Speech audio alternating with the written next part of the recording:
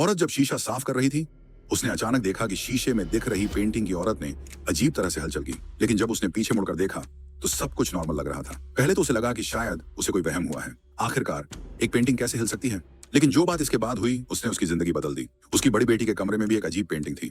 उसमें एक औरत थी जिसके हाथ में कैंची और कंघा था। नए घर में शिफ्ट होने के बाद से बेटी को वो पेंटिंग बहुत डरावनी लगने लगी। उसने तुरंत सोचा कि इसे दीवार से हटा दें, लेकिन पेंटिंग ऐसी थी जैसे दीवार से चिपकी हुई हो। कितनी भी कोशिश की, हट नहीं रही थी। फिर अचानक क्लिक क्लिक जैसी कैंची की आवाज आई और उसके बाल अपने आप कटने लगे।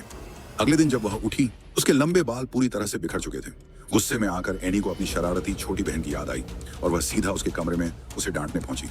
लेकिन अजीब बात यह थी, बहन को इस बारे में कुछ भी पता नहीं था। उसका चेहरा पूरी तरह मासूम लग रहा था। उसने कहा कि वो तो पूरी रात अपने कमरे में थी। ये बात सुनकर एनी पूरी तरह से कंफ्यूज हो गई।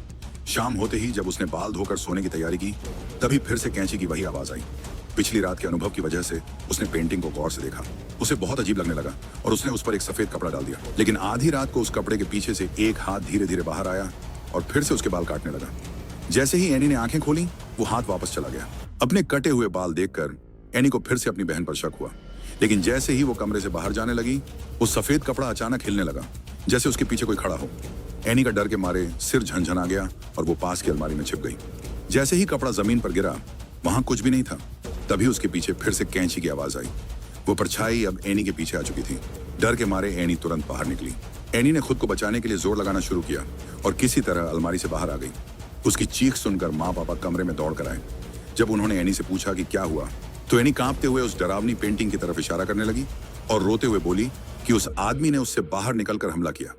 पापा को यकीन नहीं हुआ, क्योंकि एक पेंटिंग में कोई कैसे हो सकता है। सबको लगा कि एनी ने कोई बुरा सपना देखा है। लेकिन एनी के बाल सच में कटे हुए थे और उसकी हालत देखकर लग नहीं रहा था कि वो झूठ बोल रही है। इसलिए पापा ने तय किया कि वो पेंटिंग हटाएंगे। लेकिन पेंटिंग बिल्कुल दीवार से चिपकी हुई थी, जैसे उसे किसी ने फिक्स कर दिया हो। हारकर पापा ने अपने बेटे को बुलाया और दोनों ने मिलकर बड़ी मुश्किल से पेंटिंग उतारी। उन्हें क्या पता था कि असली डरावनी चीजें तो अब शुरू होंगी। रात में जब माँ सो रही थी तो बाहर से किसी के कदमों की आवाज आने लगी।